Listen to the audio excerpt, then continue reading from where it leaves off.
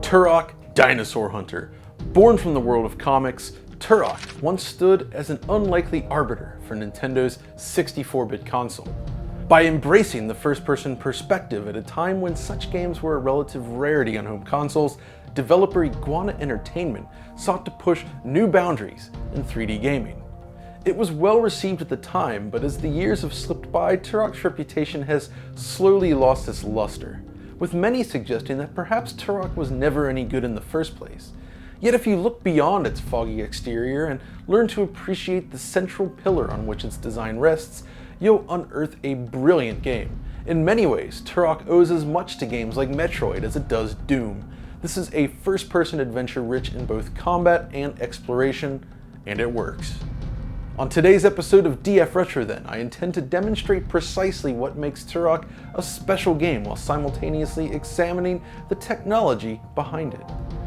Beyond that, we'll also take a closer look at the original PC port, complete with a special guest no less, while checking out its subsequent rebirth in recent years thanks to Night Dive Studios.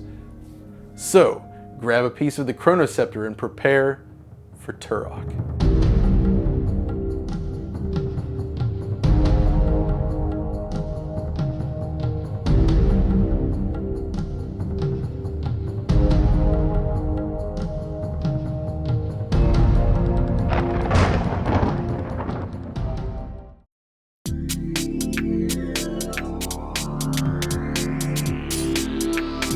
It's difficult to overstate the hype surrounding Nintendo 64 when it launched back in 1996.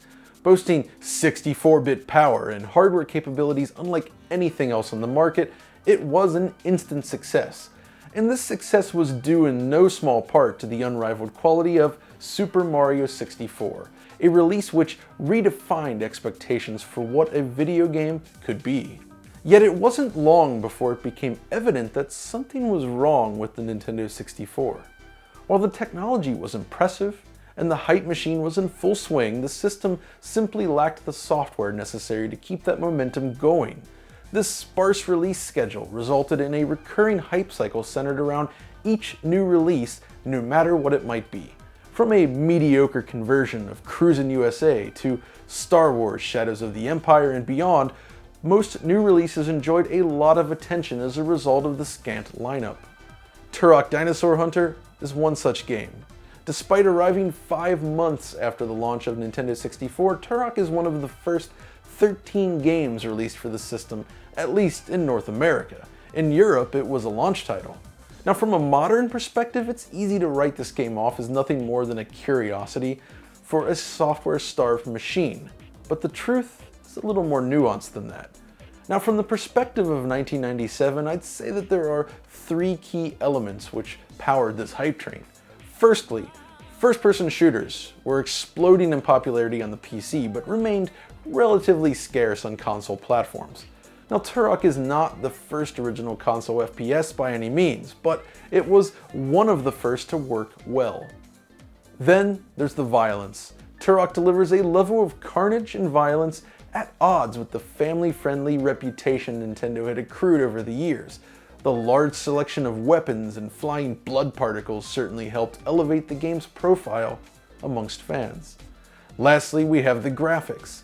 Visuals were a huge part of Nintendo 64, and Turok was a technical showpiece with fluid animation and pyrotechnics, quite unlike anything else on the market. But that's the 1997 perspective. When playing Turok in 2019, there's a lot more to discuss. I noted earlier how Turok shares certain similarities with games such as Metroid, and in fact some key staff members would later go on to develop Metroid Prime at Retro Studios. But what does that really mean in the context of Turok? I believe it comes down to the freedom of exploration coupled with a non-linear design. It's not as complex as a Metroid game. You don't have power-ups that allow you to get through previously locked areas, for instance, but the essence of exploration is there. Consider your typical shooter from this era. Before the arrival of the cinematic Half-Life, most shooters focused on a series of bespoke levels. Each level was self-contained, and you could not return to prior areas. You would collect keys and throw switches to progress, but once you reached the end of the level, that was it. It was and still is an excellent approach to first-person shooter design, but it was just the beginning. The genre was still kind of in its infancy. Turok, along with Lobotomy Software's seminal Power Slave, differ from most games in the genre in that they focus on persistence and exploration. At any point, for instance, players can return to previously visited areas, something often required to progress through the game. The world itself is packed with necessary items and lots of secrets as well, and ammo is persistent as are lives. Raven Software's Hexen and Rogue Entertainment's Strife are two other examples of games that offered a non-linear experience, I should note, but both are somewhat more claustrophobic and constrained in comparison. From the very start then, the game clearly spells out its basic design before unleashing the player upon the world. Right here, you can choose to walk straight ahead, climbing this wall before you in the process, or you can jump off the side, swim through this tunnel, leading you over to a pistol. Right away then, you'll immediately understand that walls featuring this vine texture can be scaled, but if you had opted to jump into the water instead, you'd also learn that not only can you swim in this game, there are secrets to be found. Moving on, this initial area then is rather open in terms of visual design, but there's only one way to proceed for the moment. So you continue fighting your way through a series of challenges, but eventually you make your way back to this starting area where you can continue forward. By this point, you should have an aha moment where you sort of realize that you've been looped back to the beginning, a key sensation in satisfying exploration. Eventually though, you arrive at this hub area, where keys are now required to open portals to different lands. If you paid close attention during the opening stage, you may have found the 6 keys necessary to open the next 2 portals, but if not, you'll need to return and search. Ultimately, your goal is to open the central portal here to the final stage and take on the game's final boss, but doing so requires you to visit each land, finding appropriate keys along the way while engaging in combat and piecing together something known as the Chronoscepter. Due to the hidden nature of the key pedestals, exploration becomes a major focus. It's not just about rushing to the end of the stage, it's about combing over and understanding the environments. There's secrets hidden everywhere and lots of passages to uncover as well. It's this sort of raw exploration and discovery that really elevates the level design, I feel. This is where our first discussion on technology comes into play then. You see, Turok was developed from the ground up by Iguana for the Nintendo 64. The key objective here was to deliver a shooter that runs at a reasonably stable frame rate, in this case 30 frames per second, while offering large maps to explore in a non-linear fashion. Compared to other shooters such as Quake from this era, which rely on binary space partitioning or BSP, Turok takes a completely different approach, relying entirely on static meshes. In a way, this feels somewhat forward-looking.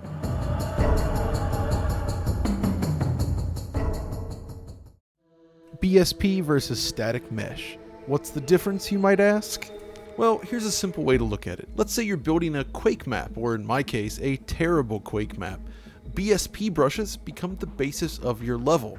Using an editor, you can define shapes and structures freely using these brushes to create any sort of map you desire. Well, within limits. With Turok, however, the levels are built entirely from static meshes instead. That means that floors, walls, the ceiling, and other objects are all predefined polygonal meshes designed in another program, such as something like 3D Studio Max. The modeled objects are used to construct the maps, kind of like Lego pieces, but this also means that you cannot define shapes in real time using the editor, as is possible with Quake. If you want to create a large wall, for instance, you'll need to build it by repeating a wall mesh or combining several different types of walls together. The static meshes can vary in complexity and size, from these simple walls here used to build the structure around this area, to something like this temple here in the center, or even this entire boss room. It's just a single static mesh. Once you have a basic layout though, you'll need to define something known as the navigation mesh or nav mesh, basically a collection of convex polygons used to define where players and other moving characters can move. This is your play area. Once you have that, you can start laying down decorative objects, power-ups, enemies, and more to construct the basic layout and design of your level. Now, it gets rather complicated, of course, as you make more complex maps, but that's kind of the gist. So how does this all work on Nintendo 64 then? Well, there's a lot going on under the hood, and it starts with how data is loaded during gameplay. Since the world consists of a series of static meshes and associated data, all of this can be loaded and unloaded at runtime. This means while you're running around the map, the game is constantly loading chunks of the level in and out of memory.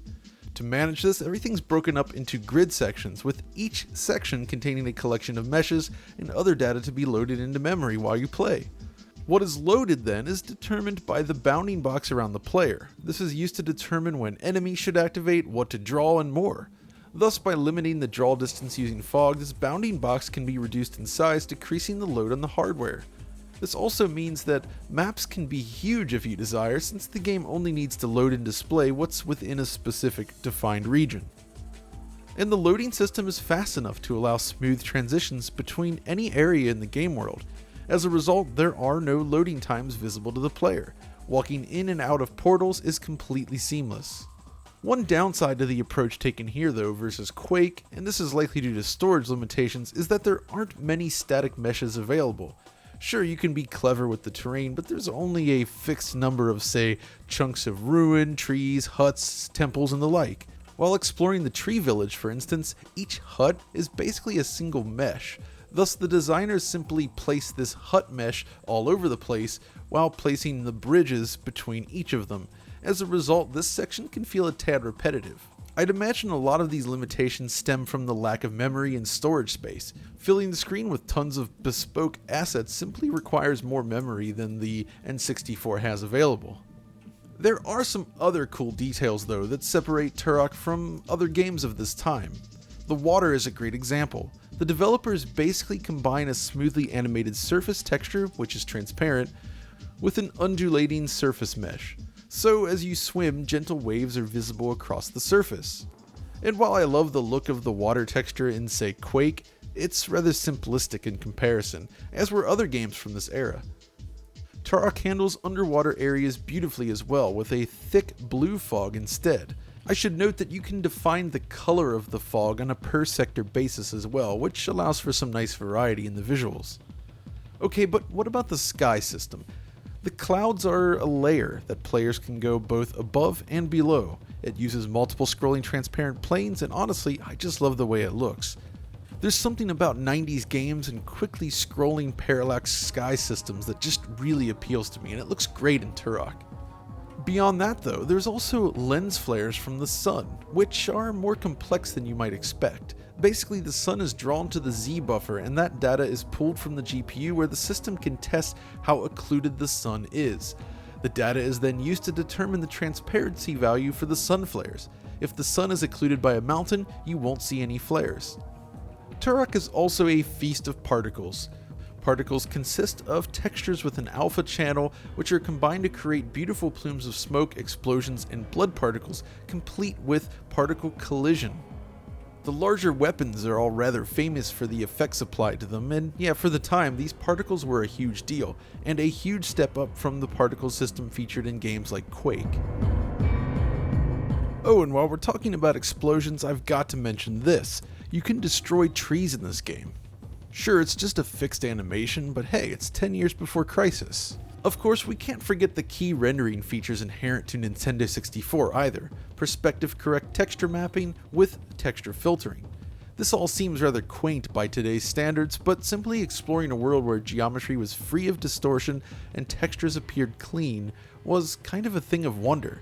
It's easy to take for granted, but this was still a new feature in early 1997. So in terms of world rendering then, Turok is pretty impressive for a game of this vintage. Sure, the fog is always present, but I still believe it's a solid looking game overall with a lot of advanced effects work going on, and just a great attention to detail. But it's the other part of the equation that helps keep you playing, the core combat loop and controls. Turok solves one of the key issues with first-person shooters of this era, aiming. The dual analog scheme of modern games simply didn't exist yet, nor did the controllers with two analog sticks really. The team instead opted to assign a free look function to the analog stick on the N64 controller while mapping character movement to the C buttons. As a result, you can freely move independently while adjusting your view as you play, enabling things such as circle strafing. Returning to the game today then is kind of a treat even on original hardware due to this very forward-looking approach to control. That said, when people think of Turok, it's usually to complain about the jumping mechanics, and I do understand that. But here's the thing. Platforming in 3D was still relatively new at the time, and doing it in first person like this, with such a new control scheme, is asking a lot from players in 1997. Personally, once you get the hang of the controls, I think it feels great and is a lot of fun. The thing is, the platforming isn't really that difficult due to controls, it's just genuinely challenging platforming with platforms that are often spread very far apart. And honestly, there's only a few sections in the game where this is even true, so it's not a huge barrier.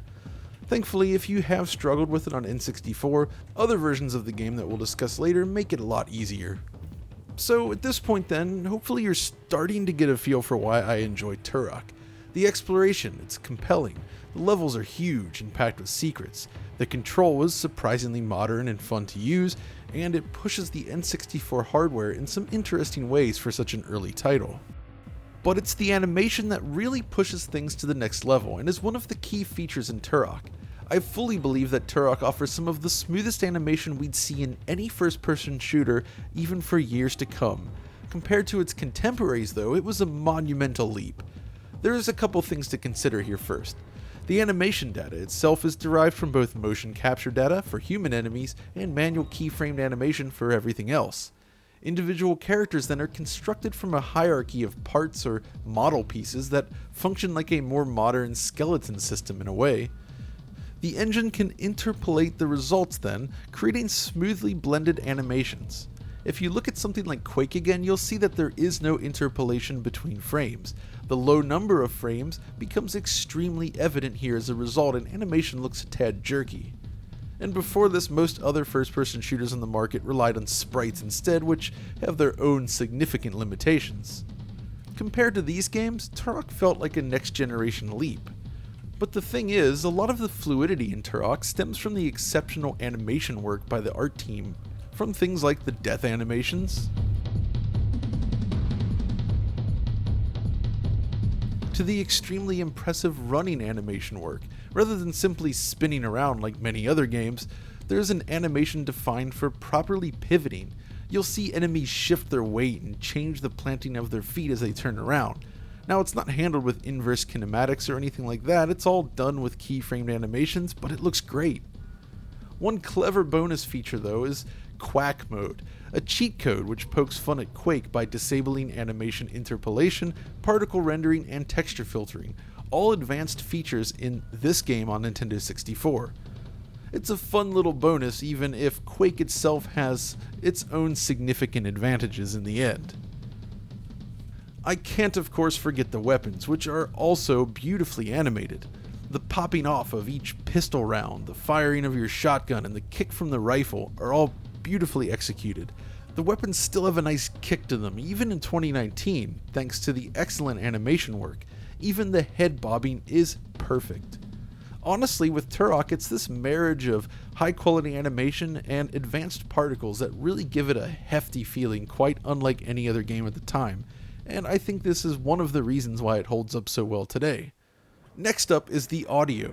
Turok features a dynamic soundtrack that smoothly fades between different tracks according to your position. As you move from outdoor areas into a cave, for instance, this happens.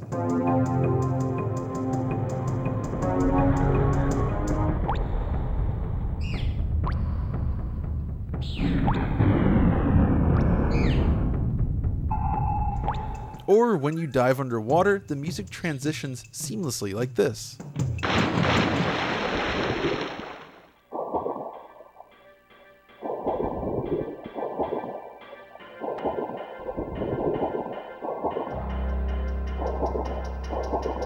And the soundtrack itself is simply phenomenal.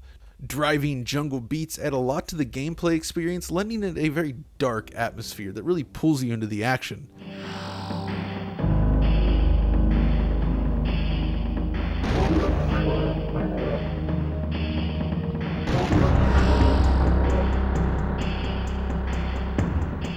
N64 was not an audio powerhouse, but Turok is a game that sounds excellent. And this includes sound effects, by the way, which are all played back at 44 kHz and sound crystal clear. Then we need to address performance. Nintendo 64 is not known for high frame rates, but Turok achieves reasonable performance for the system. With a target of 30 frames per second, something specified even in the manual, Turok manages to perform surprisingly well. It hits this 30 FPS target during normal exploration, with light dips in combat depending on what's happening on screen. The problem is, once you obtain some of the larger weapons and explosions start going off all over the place, well, frame rate drops like a stone, leading to situations like this where the game just isn't smooth. Thankfully, these are somewhat short-lived, and for the N64, performance is rather smooth on average. It's just a shame that the sequel performs so much worse in comparison, because Turok 1 isn't bad in the frame rate department. So that's the N64 original in a nutshell. For me, it's this combination of satisfying exploration, sharp controls, super smooth animation, great special effects, powerful music, and a lot of replay value that keep me coming back. Once you master the controls, it's just a satisfying game to play and replay. And it was a crown jewel in the N64 lineup for a while. Heck, the game even received a fully localized Japanese release known as Jiku Senshi Turok, or I suppose Space-Time Warrior Turok, a great name, though not as cool as the sequel, which was known as Violence Killer Turok New Generation in Japan. But yeah, Turok 1 was a huge success. But it wasn't long before Acclaim decided to bring the game elsewhere.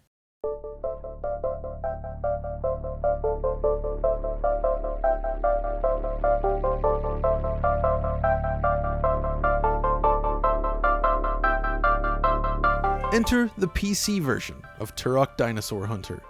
The PC market was in a strange place during the mid to late 90s. 3D graphics cards were appearing in droves from so many different vendors. Unlike today where it's basically Nvidia versus AMD, the standards were still in flux, so you had chips from ATI, Nvidia, 3DFX, Matrox, PowerVR, S3, Intel, and more, all competing for a slot in your PC. The clear winner during this era, however, was clearly 3DFX with its Voodoo line of cards, and Turok offers full support for its proprietary API, Glide. The Glide version is what you're looking at here, running in glorious 16-bit color, which is the most it could achieve. The game also supports Direct 3D, of course, but with more significant limitations depending on the card you're using. The PC port is interesting on paper, but it has a lot of flaws too. Many of the visual effects aren't rendered quite right, especially anything involving alpha. While the fog plane is displayed differently, lens flares from the sun are missing, the cloud layers aren't rendered correctly, and the colors appear somewhat washed out. Sure, they improved the textures, added CD audio, and support for higher resolutions, but it never really feels quite right. But you don't have to take my word for it.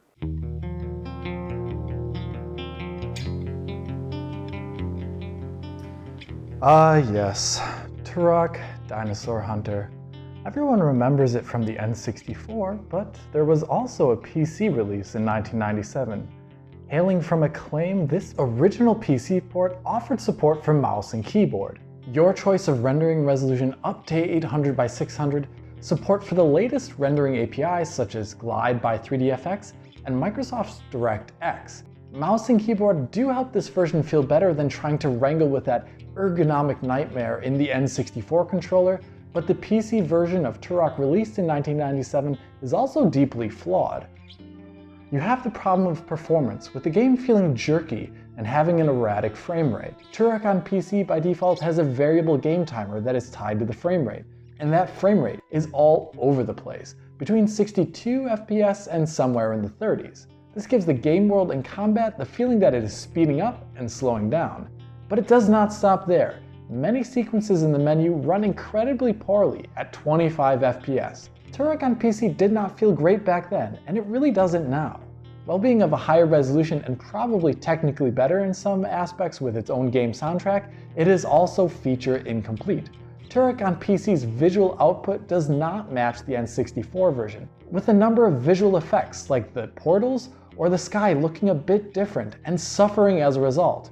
Even the music isn't perfect, with the iconic underwater theme keenly missing when you find yourself below a surface of water. Really, what is a game from this era without underwater music?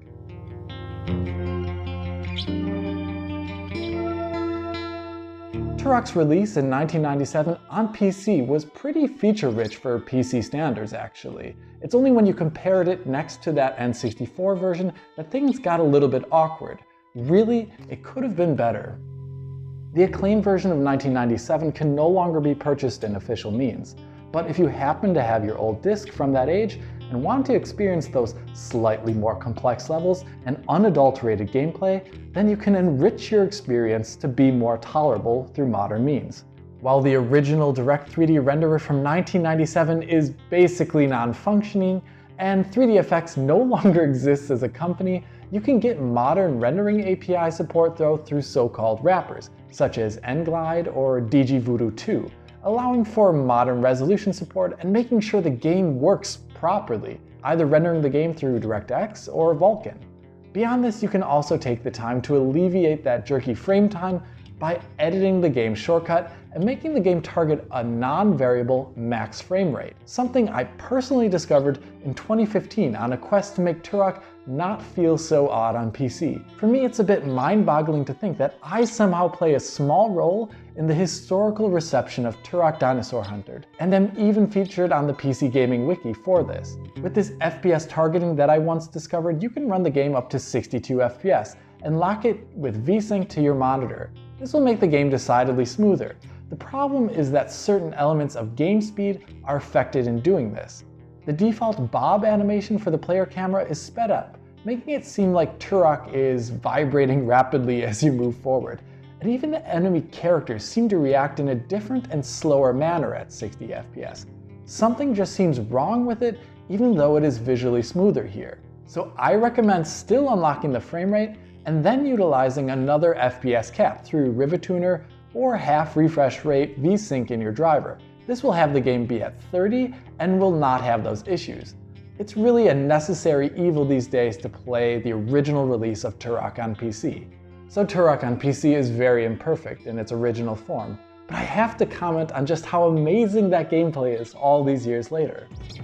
Turok evokes incredible mood in the fury of combat with its driving score from Darren Mitchell, and the game's art and level design is brimming with really neat secrets and great encounters. And like Quake before it, which most definitely was a huge influence on Turok's games design, there's a high skill ceiling for movement and gameplay tricks, like the ability to walk on water by rapidly jumping. Or you can increase your speed underwater by rhythmically tapping the forward movement key. You also have the ability to jump on thin air after you've left an edge. And there's even hidden gameplay features like the ability to get an instant kill with the bow and arrow by waiting for it to sparkle and then firing, doing massive damage to the enemy. Turok just plays amazingly well, and there's much to be learned from its style of design. As for me, I'm going to be sitting in this chair for a while, waiting for the sequel to Turok Dinosaur Hunter, or some sort of reboot. You know, utilizing the technology of today and tomorrow, but with those same design sensibilities that made the game oh so great back in 1997. That's enough for me for now, so let's get back to John, and I'll just say to you, Auf Wiedersehen. And that is the PC version. But beyond that, Alex brings up other great points about the core game design and why Turok is such a good game. But it's also true, the original PC version is difficult to obtain and it doesn't work very well on modern machines, while the N64 version is limited by, well, the N64. Thankfully, there is a new way to enjoy Turok in the modern era, one that stands tall above every other version.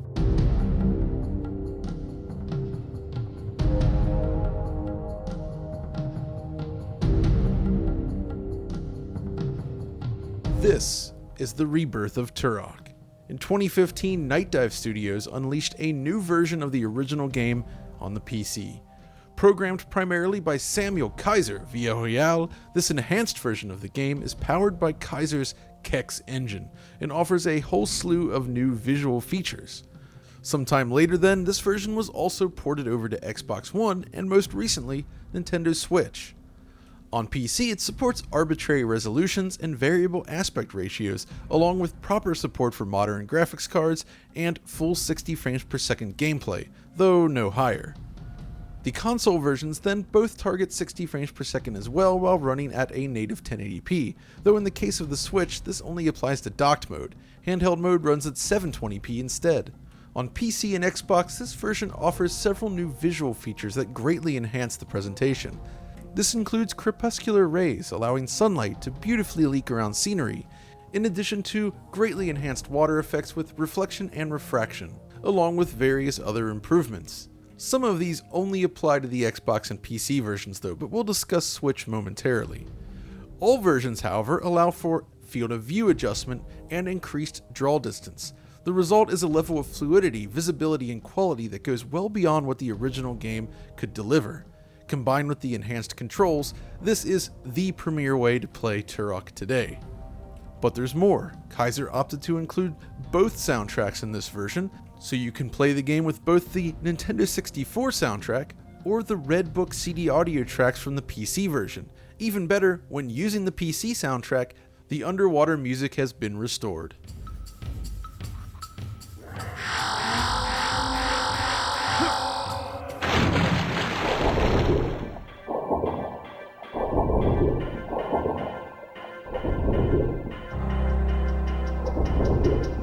In addition, if you own the PC version, the Kex editor is included in the game.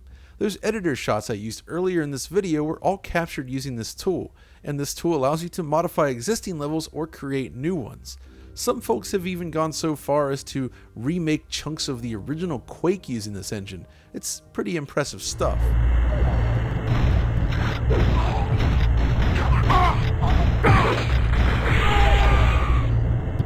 It's even more interesting when you consider just how fundamentally different Turok works compared to the original Quake.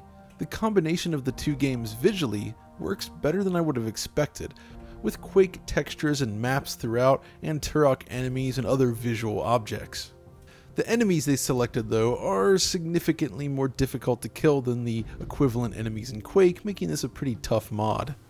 But there's something even better. Welcome to Club Turok.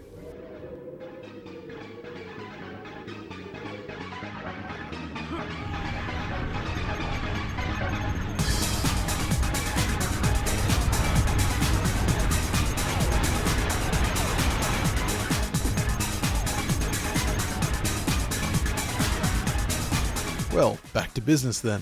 The game is also rather flexible when it comes to options outside of the menu. One example of this can be found in the console, where it's possible to completely disable fog.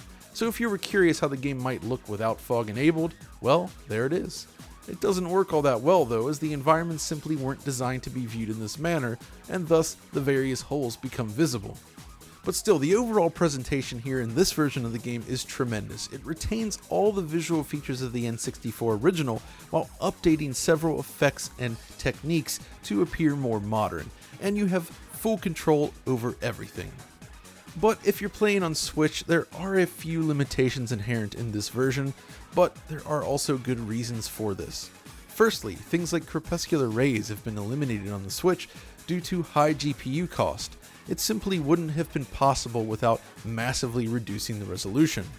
Unfortunately, even with this, there is slowdown on the Switch, especially when using the extended draw distance feature. And this comes down to the legacy nature of the engine and the Switch hardware. Basically, the primary issue here stems from the design of Turok's maps. The level meshes were created with the short view distance in mind, and extending the draw distance greatly increases the number of draw calls as a result of their fragmentation. Basically, the engine isn't designed to efficiently handle increased draw distance, and the Switch isn't quite strong enough to power through this like the other versions. This is also both a strength and weakness of the Kex engine itself, I suppose. You see, the purpose of these conversions is to adopt how the original engines operated in the first place in order to deliver the highest possible accuracy.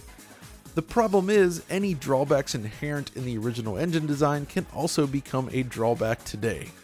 But there is some good news. When the Switch version first launched, it lacked both crepuscular rays and the lens flares from the sun, but that has been patched in. and it was a feature missing from every other version since the original N64 release. You see, the solution to these lens flares on Nintendo 64, weirdly enough, just isn't feasible on modern hardware due to the difference in the way they function, so the developers found a new way to make it happen. Basically using a hit scan test for the sun's vector position relative to the player. With this new approach, the lens flares make a return. Really though, despite these minor issues, the Switch version is still excellent, and it's great having a portable version of Turok on the go. All 3 versions of this re-release though are excellent, and this is the best way to experience Turok today. And experience it you should. You see, after thinking about this for a while, I do believe that Turok represents this curious little nugget of gaming that combines 2 things from its era, Quake and Nintendo.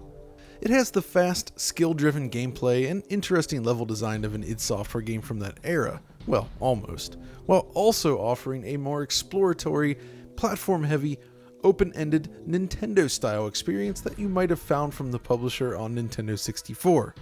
This weird fusion has its flaws, but it's one heck of a flawed gem. If you played it back in the day, reached the first major jumps, and turned it off in disgust after falling 10 times, I suggest giving it another shot, especially in its modern form. It's a game not weighed down by narrative elements, cutscenes, or scripted sequences. It's a hybrid between a 2D action game and a first-person shooter in the best possible way. For many of the people on the team, this was the first game they had ever worked on, and many of them would go on to greatness from here, but this was an amazing start.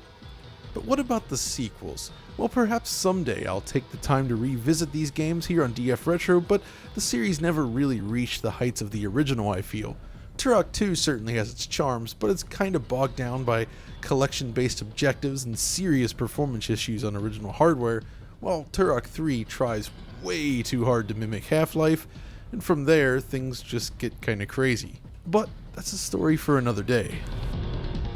And with that, we've reached the end of another episode of DF Retro. I hope you've enjoyed this retrospective look at the original Turok. It's still a personal favorite game of mine, and I love revisiting it even today. If you've not played the game, or it's been a while since you've touched it, I have to recommend checking out the Night Dive version of the game, as it's much more playable than the original N64 version, though that still has its charms. But that's all for the moment. If you enjoyed this episode, as always, be sure to like and subscribe, ring the notification bell at the top, and follow us over on Twitter. And until next time, stay retro.